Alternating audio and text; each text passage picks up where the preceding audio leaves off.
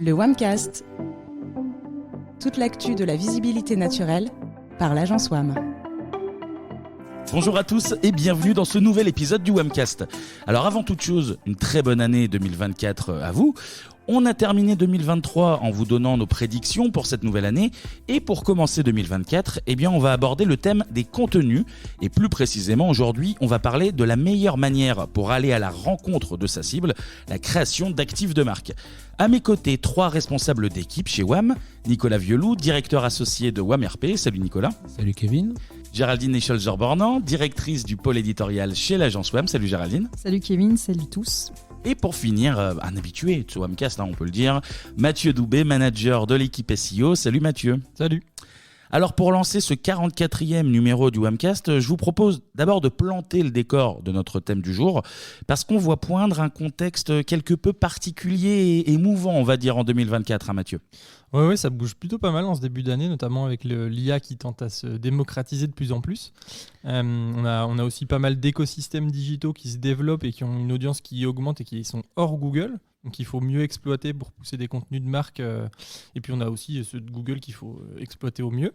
Notamment quand on regarde les SERP qui évoluent au fil du temps avec de plus en plus d'outils intégrés à l'intérieur, les YouTube et compagnie.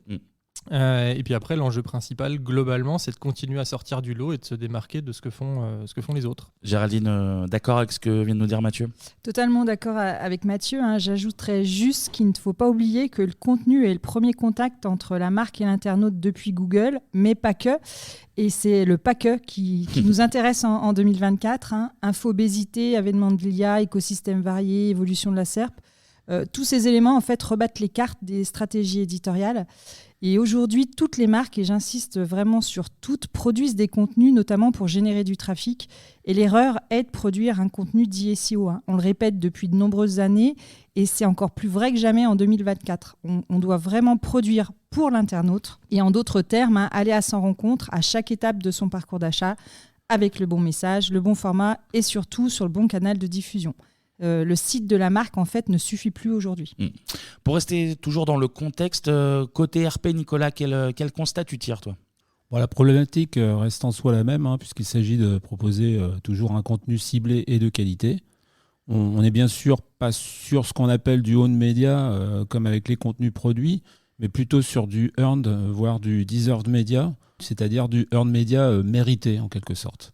Le contenu produit a pour objectif d'intéresser le média et le journaliste pour toucher son audience. Ce qu'on lui propose, ce sont des sujets, des angles et donc des contenus quasi clés en main qui lui permettent de remplir sa mission et à nous, les RP, de remplir la nôtre en donnant de la visibilité à nos clients. Tout cela doit bien sûr s'inscrire dans la stratégie de la marque et donc se faire en bonne intelligence avec les contenus produits, par ailleurs, par le marketing et la communication. D'accord. Alors maintenant qu'on a présenté un petit peu le contexte 2024, je vous propose de rentrer plus dans le vif du sujet. Concrètement et de façon plus globale, quelles sont les conséquences de ce contexte sur la stratégie éditoriale des marques ? Globalement, déjà, le contexte pousse les marques à se démarquer, ça on en est certain. En 2024, la valeur ajoutée d'un contenu va naître de la réflexion en amont et de sa diffusion sur les bons canaux. Comme on l'a dit plus haut, l'objectif est de rencontrer sa cible à chaque étape du parcours d'achat. Et si on devait donner 3 clés, je dirais qu'en 2024, il faut plus que jamais faire une analyse marketing en amont de sa stratégie, penser cross-canal en jouant la carte de la complémentarité des canaux de diffusion, faire moins mais mieux avec une approche low content. On a déjà évoqué dans des podcasts cette notion. Et du coup, on coche même la case RSE en utilisant le slow content. Le contenu devient le résultat, l'objet d'une réflexion plus poussée et granulaire et il doit bien évidemment engager. Et pour toi, Mathieu, c'est quoi l'impact sur le search ? Pour moi, en fait, même si là, on a un SEO qui reste solide sur ses appuis, là, si une marque, comme le disait Géraldine, ne va pas à la rencontre de ses publics, là où ils sont, en fait, elle va finir par perdre en visibilité globalement sur l'ensemble du parcours des internautes. Et ça, c'est lié au fait que la place des moteurs de recherche dans ce parcours ne sera plus aussi forte qu'elle l'a été jusqu'ici. En tout cas, le parcours, il se remplit d'autres expériences, et si la marque, elle n'est pas là, les internautes, ils vont continuer d'avoir des expériences sans la marque. Est-ce que tu aurais un exemple un peu plus concret à nous donner, justement ? Ouais. Si je prends un bon exemple, je pense à TikTok en l'occurrence. C'est un peu dans l'air du temps.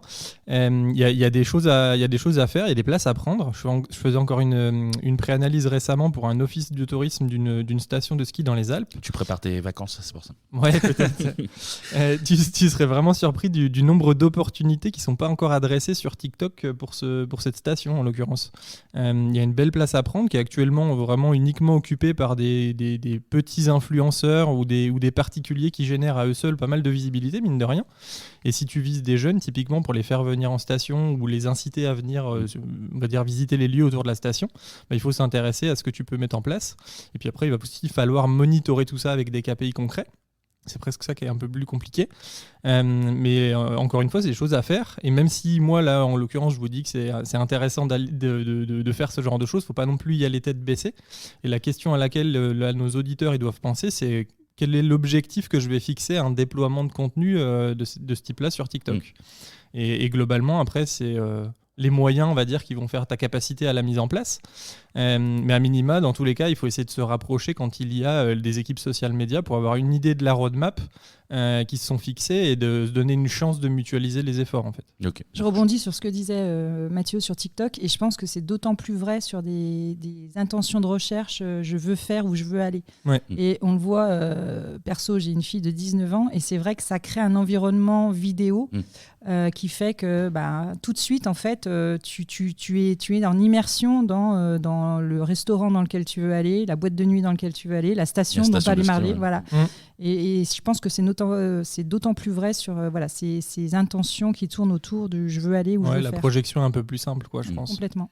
Nicolas, je reviens vers toi. Alors, je ne vais pas te demander où tu vas au ski cet hiver, mais même question sur les impacts que tu constates côté RP. Alors moi déjà, pour répondre à ta question sur les vacances, je suis plutôt soleil que ski. D'accord. Sur les impacts côté RP, concrètement, même s'il reste sans doute pas mal à faire, on constate que nos clients, en fait, leur focus aujourd'hui principal, c'est vraiment d'être dans une démarche d'efficacité, de chercher l'efficacité à tout prix. Dans notre cas, donc, on accompagne de plus en plus ces mêmes clients au travers d'actions à impact, ou en tous les cas qui cherchent à avoir un impact et à forte valeur ajoutée. Donc on n'est plus dans une démarche qui était celle souvent des relations presse ou relations publiques dans le passé, qui était d'aller sur la quantité avec des contenus qui parfois avaient une valeur ajoutée assez faible. Donc là, on se concentre vraiment sur des informations et des contenus à forte valeur ajoutée. Ça veut dire concrètement, on choisit vraiment nos batailles, des sujets, des actualités vraiment marquantes. Cela se traduit par moins d'actions et des contenus de meilleure qualité. Donc ça peut être par exemple des sondages, des études, des interviews très très anglais, des reportages photos, plein de formats qui sont à notre disposition. Le tout s'appuie sur une réflexion approfondie pour proposer des angles vraiment pertinents pour les médias et vraiment utiles pour leurs audiences. C'est-à-dire qu'on est vraiment sur des choses qu'on a beaucoup réfléchi en amont. La beauté de la chose est que, comme le souligne Géraldine, on est de plus en plus dans une démarche où les sujets et les contenus sont mutualisés pour qu'on puisse en tirer le maximum de résultats en termes de visibilité et d'autorité notamment. Alors, Géraldine, justement, tout à l'heure, tu nous as cité 3 clés pour 2024. Je voulais revenir sur l'une d'entre elles. Tu parlais d'analyse marketing. Qu'est-ce que tu entends par là concrètement exactement ? Par exemple, qu'il faut bien connaître son marché et ses concurrents, macro et micro-environnement. Macro environnement, c'est tout ce qui relève des lois, par exemple. Et micro-environnement, ce sera, plus les concurrents directs ou indirects. Donc ça, c'est comprendre le marché. Il y a effectivement des livrables comme les benchmarks qui le permettent, les audits. Il faut aussi connaître et comprendre sa cible, qui elle est, quels sont ses besoins informationnels, son comportement, ses comportements d'achat.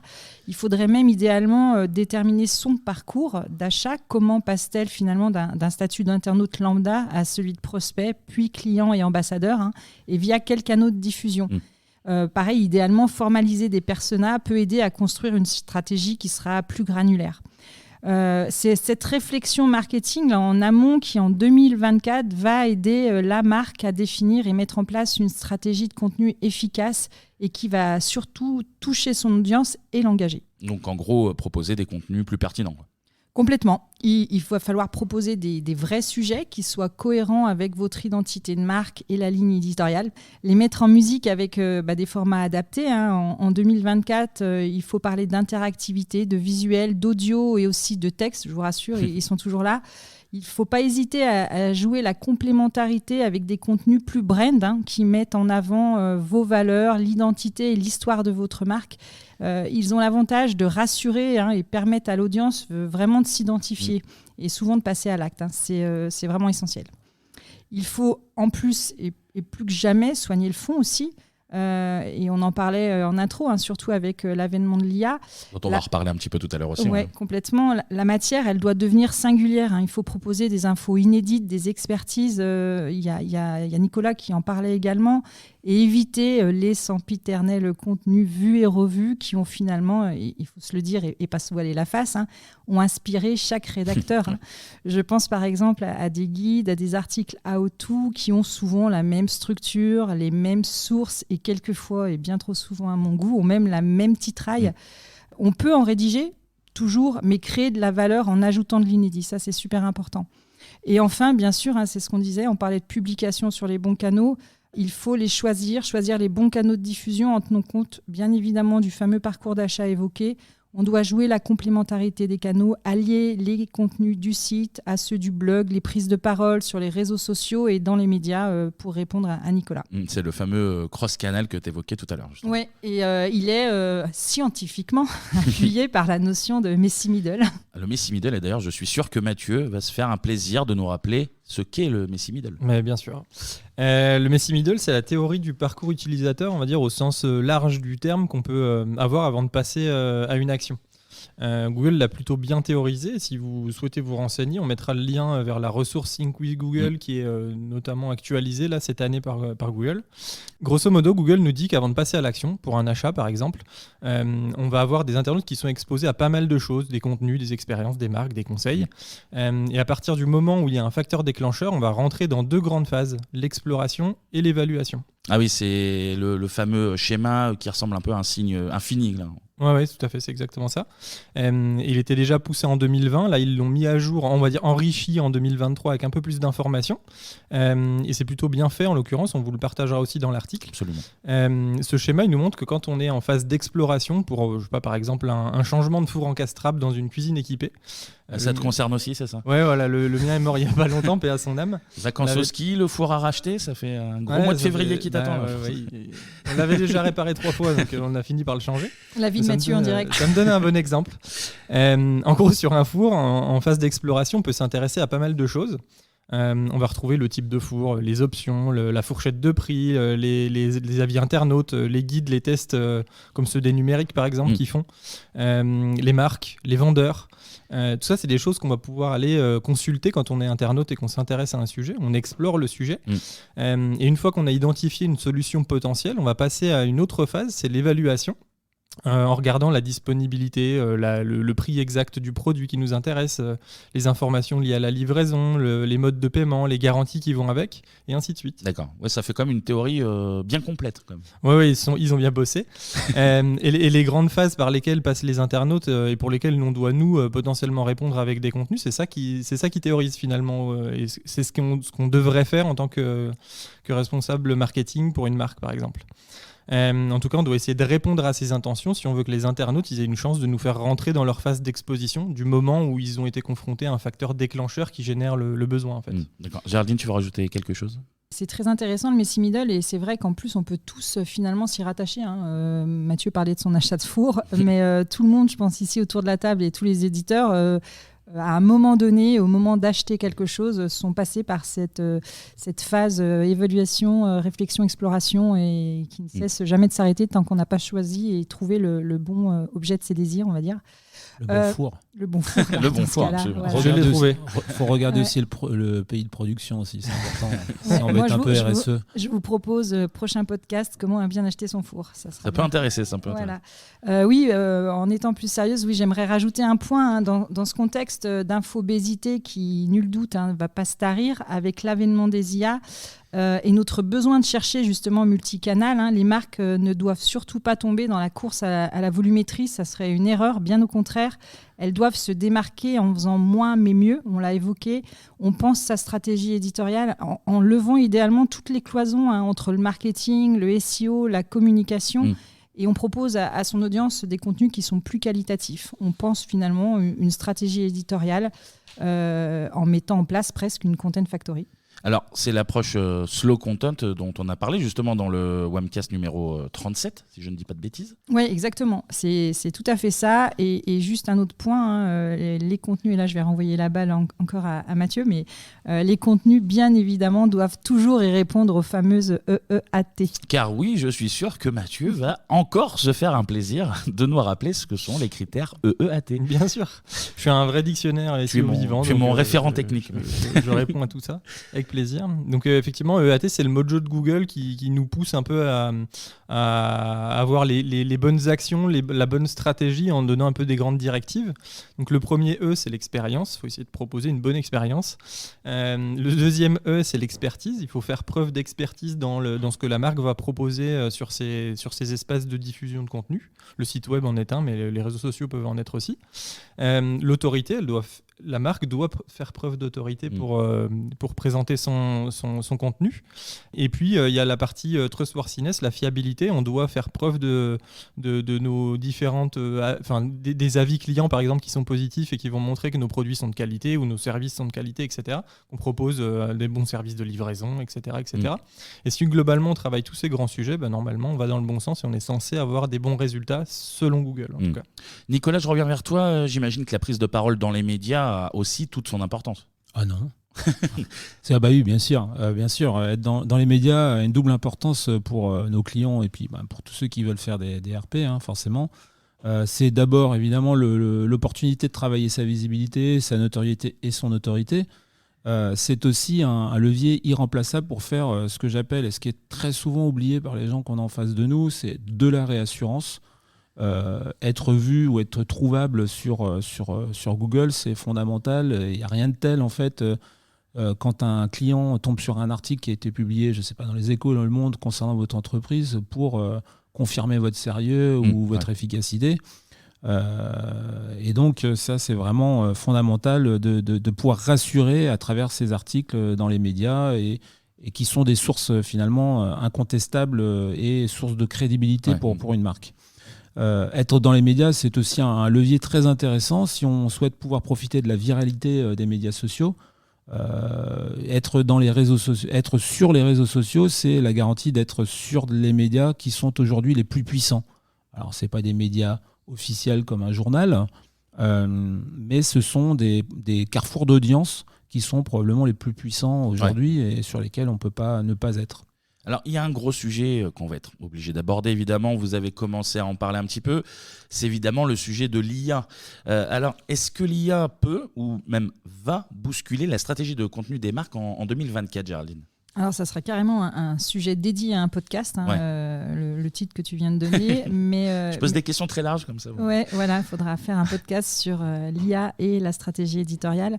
Mais pour apporter des premiers éléments de réponse, je pense surtout que l'IA va donner des ailes à certaines marques qui jusque-là n'osaient pas, ne pouvaient pas ou ne voulaient pas se lancer dans la stratégie de contenu. Mais quoi qu'il en soit, avec ou sans l'IA, les marques doivent produire du contenu. C'est vital pour leur visibilité en 2024, leur autorité et leur image. Ce qui est certain avec l'IA et plus exactement avec les IA, c'est qu'on marque le début d'une ère éditoriale nouvelle. Elles sont capables aujourd'hui de faire bien plus que générer du contenu ou un visuel. Leur fonctionnement nous impose de produire des contenus à valeur ajoutée. Alors tu dis bien plus que générer un contenu ou un visuel. Qu'est-ce que tu entends par là exactement ?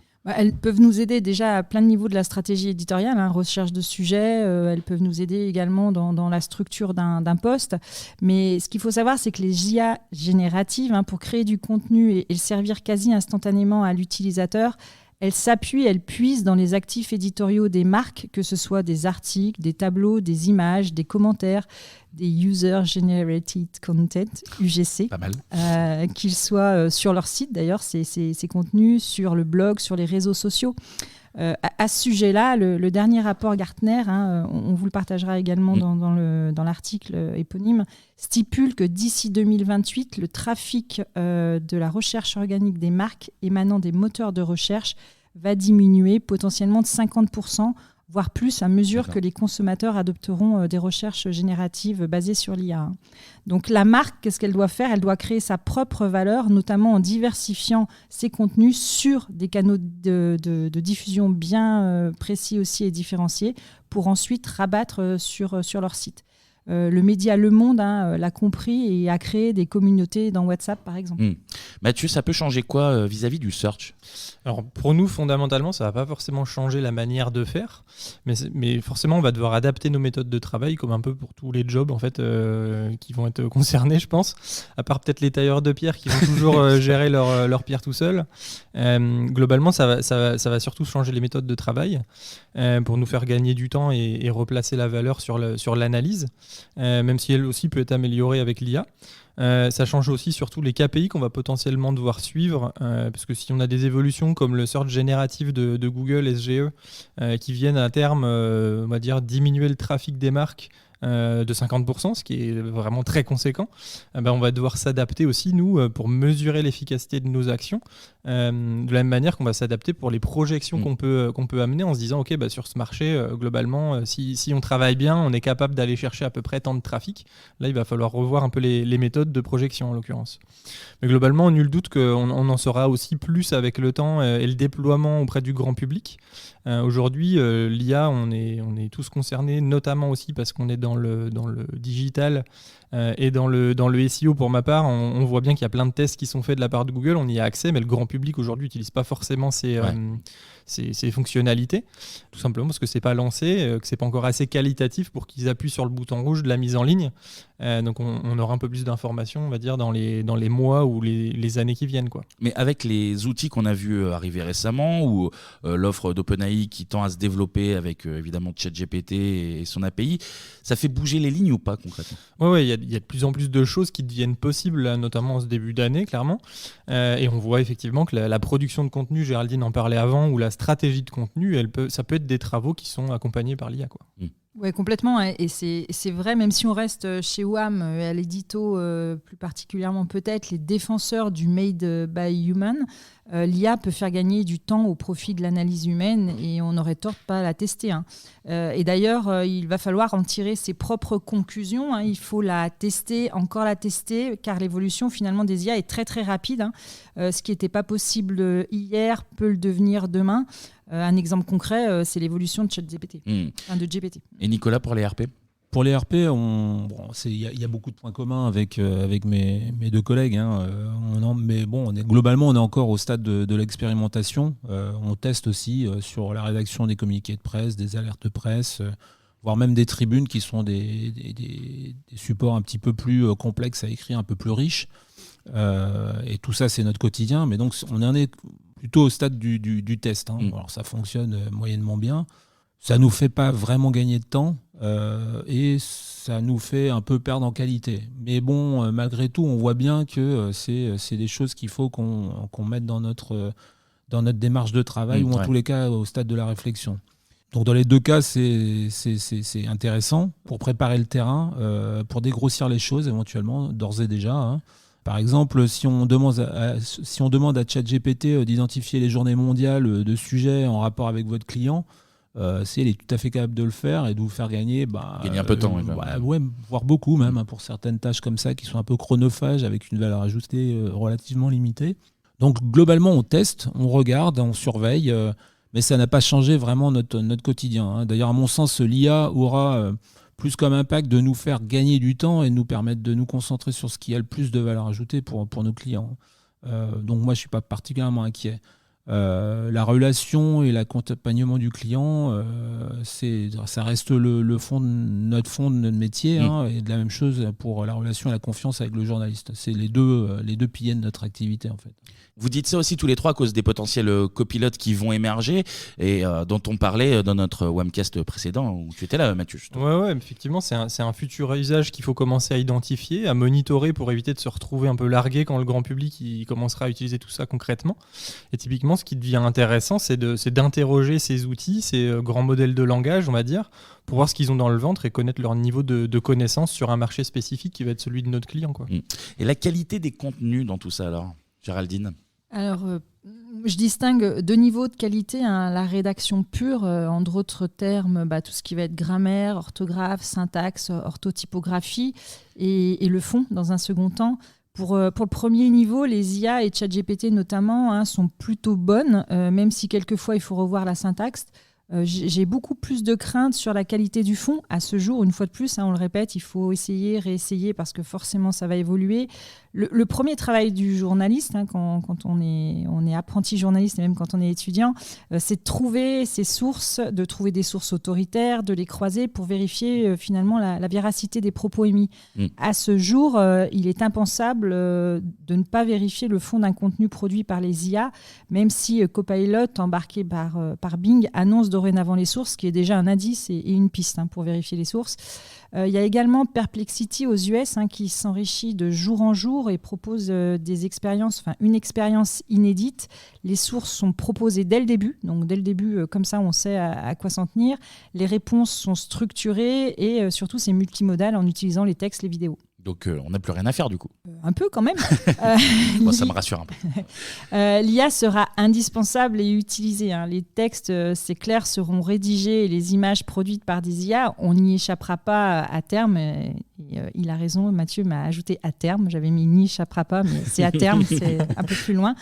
Par contre, l'humain peut garantir, certifier, authentifier, amplifier, humaniser.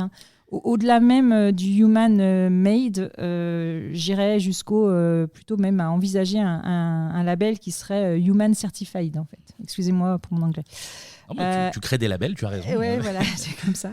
Et selon le rapport Gartner que j'avais déjà évoqué, d'ici 2026, 60% des directeurs marketing adopteront une technologie d'authenticité des contenus, une surveillance plus ou moins améliorée et un contenu généré par l'utilisateur approuvé par les marques pour protéger finalement les utilisateurs et les marques de la tromperie qui pourrait être déclenchée par les IA. Ça reste des projections assez impressionnantes entre les stats de tout à l'heure et celles dont tu parles maintenant. Côté relations presse, ça bouge aussi avec l'IA, Nicolas. Tu as un peu abordé le sujet, mais... Oui, alors après, on est quand même sur des choses qui restent un peu basico-basiques à ce stade, même si c'est vrai que, alors après, ça ne s'appelait pas encore IA au moment où ça a été lancé, les outils de social listening qui existent depuis maintenant quand même quelques années, qui sont sur le marché, qui utilisent d'une certaine façon l'IA, qui sont notre quotidien, et donc on utilise tous les jours pour aller... piger par exemple ce qui peut sortir sur les réseaux sociaux, dans la presse pour nos clients. Mais globalement, on est sur des pratiques qui sont encore basico-basiques. Alors c'est vrai que les outils sont de plus en plus performants, mais pour ce qui est de notre quotidien, nos métiers, on est au stade des apprentissages, notamment sur tout ce qui aide à la rédaction, identification des sujets ou des angles, comme je le disais précédemment. Les choses avancent, mais doucement, on va dire. Alors, je dis doucement à l'échelle d'une année. Oui. Pour autant, l'impact le plus important et bien réel est sur notre démarche globale, et particulièrement du fait des changements de Google. Je laisserai Mathieu expliquer plus avant les aspects techniques, mais cela fait des années que nous essayons justement de faire comprendre à nos clients l'intérêt des RP pour travailler leur autorité et leur visibilité dans les SERP, au travers des liens dans les médias fortement autoritaires, mais aussi grâce aux mentions. Et j'insiste beaucoup sur ce terme de mention parce que ça, c'est souvent quelque chose qu'on a du mal à faire comprendre. Et avec l'arrivée de l'IA générative, l'importance de ces dernières, donc les mentions, se trouve encore renforcée. Donc être dans les médias n'a jamais été aussi important pour nos clients, mais aussi efficace pour renforcer leur visibilité et leur autorité. et donc de servir leur business. Et toi Mathieu, est-ce qu'il y a des enjeux spécifiques dans l'équipe SEO qui font que vous allez peut-être travailler différemment demain ? Ouais, pour ce qui est de l'autorité dont parlait Nicolas juste avant, ce qu'on se dit, c'est qu'à ce jour, on sait que les mentions sont détectables par Google. On a pu le vérifier, et même si on ne peut pas vraiment savoir le poids qu'il leur accorde, ce qui est important finalement, c'est de savoir si ça en a pour les internautes aussi. Google nous dit tout le temps, faut pas bosser pour moi, mais pour les internautes, et moi je suivrai derrière, et on le constate. Parce qu'officiellement, les mentions d'après Google, ça joue pas sur le SEO. Oui, voilà, c'est ça. Officiellement, non, ça marche pas. Enfin, ça aide pas. Mais moi, je peux te dire que pour ma part, quand un site autoritaire référent dans son domaine me dit que telle ou telle chose est importante à prendre en compte, en général, j'y prête attention. tu vois, le crois. Ouais, voilà. En tout cas, j'y prête attention. Donc, je vais aller m'intéresser à ce qu'il m'a dit. Et si je rejoins le sujet qu'on a présenté avant sur le Messi Middle, il suffit de se dire que votre marque, elle peut être mentionnée dans un article qui va contribuer à la phase d'exploration, par exemple, ou même d'évaluation si c'est un comparatif de solutions. Donc après, ton site web, il doit prendre le relais derrière. Et pour Google, c'est probablement le même principe. En tout cas, c'est ce qu'on voit dans le fonctionnement des outils comme Bard ou ChatGPT. Ils s'appuient sur des sources et reformulent le contenu qui est présenté dedans, quoi. Donc pour répondre à ma première question, ça a son importance pour demain. Ouais. Tout à fait. Et comme je disais un peu avant, mais si ça ne change pas tant que ça les choses pour le SEO, c'est plutôt Google qui comprend mieux qu'avant ce qui se trouve dans les sites de nos clients. Effectivement, nous, on peut faire des choses pour essayer de l'aider, mais ce qu'on fait en 2024 ne va pas forcément être si différent que ça de 2023. On peut travailler sur pas mal de choses, des contenus interactifs où il faut donner des indices d'engagement de l'audience pour Google. Les preuves de AT, on en a parlé aussi tout à l'heure pour assurer au maximum leur bonne perception par Google. Le travail des entités qui va se cacher un peu derrière les mots-clés et derrière les contenus qui sont diffusés. Ces entités, on peut les mentionner aussi, on peut aider la compréhension de la machine par schema.org par exemple. Le futur usage aussi du conversationnel qui reprend pour tout ou partie les actifs de la marque et prévoir leur présence sur le site en conséquence, les tableaux, les images, les réponses courtes, des foires aux questions, les données structurées, tout ça, c'est des choses qui aident. Et puis globalement, en fait, il faut que la qualité, ça soit du donnant-donnant. Si on produit des contenus à forte valeur ajoutée sur le site web, peut-être qu'il faut aussi potentiellement les bloquer en termes d'accès avec un paywall ou une solution équivalente.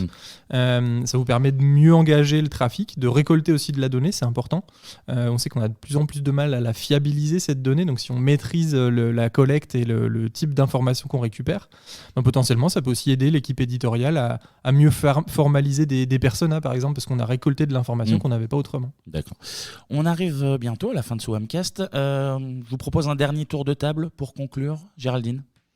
On a bien compris, enfin en tout cas j'espère qu'on l'a bien fait comprendre, qu'en 2024, il faut aller à la rencontre de votre audience là où elle se trouve. C'est important, je pense qu'on l'a tous signalé et on a tous appuyé cette théorie, on va dire. Et vous le savez parce que finalement chacun de nous procède ainsi. On se balade de canal de diffusion en canal de diffusion pour flâner, s'informer et acheter. Et toutes les marques aujourd'hui doivent en être conscientes et faire en sorte que leur stratégie éditoriale réponde bien à cette nouvelle façon de consommer l'information, les services et les biens. Appuyés ou non par l'IA, en fait, il faudra vraiment mettre une stratégie éditoriale qui soit adéquate en face de sa cible. Nicolas ? En 2024, à mon sens, même si les choses s'accélèrent fortement, notamment avec l'IA, on doit rester focalisé sur une démarche qui se concentre avant toute chose sur les objectifs business de nos clients. Ça paraît une évidence, mais c'est bien de le rappeler. Pour y parvenir, tout repose sur des sujets, des angles et des contenus à forte valeur. À ce titre, c'est encore notre cerveau humain, imparfait mais créatif, qui continue de délivrer la promesse aux clients. C'est notre capacité à penser out of the box qui fait la pertinence et le caractère unique des contenus que l'on propose ou que l'on inspire. Et Mathieu, avant de partir skier, une petite conclusion. Ouais, moi je pense vraiment qu'il faut se focaliser sur les objectifs qu'on se fixe. Pourquoi est-ce qu'on fait ce qu'on fait ? À quoi est-ce qu'on va rattacher de l'importance ? On court après quoi ? Si je fais pas ce contenu ou ce type de contenu, qu'est-ce que je vais manquer et à quel point c'est important ? Ça, c'est vraiment, je pense, que le plus prioritaire à prendre en compte pour 2024. Faut blinder du coup la stratégie. Parce que derrière, la production de l'opérationnel, ça coûte vraiment cher. Et trop souvent, en plus, ça va être mesuré une fois par an. Est-ce que ça a marché ? Est-ce que ça n'a pas marché ? Donc ça, c'est, je pense, le plus important. Eh bien, merci à tous les trois pour votre expertise et surtout vos analyses. C'est la fin de ce Whamcast. Alors, merci à tous de nous avoir écoutés. N'hésitez pas à nous laisser 5 étoiles, voire même un petit commentaire sur vos applications de podcast. Vous pouvez nous retrouver sur les réseaux sociaux, sur LinkedIn, sur Twitter, @whamref et sur Instagram, agence_wham. Et nous, eh bien, on se retrouve très vite pour un nouveau numéro du Whamcast. À bientôt.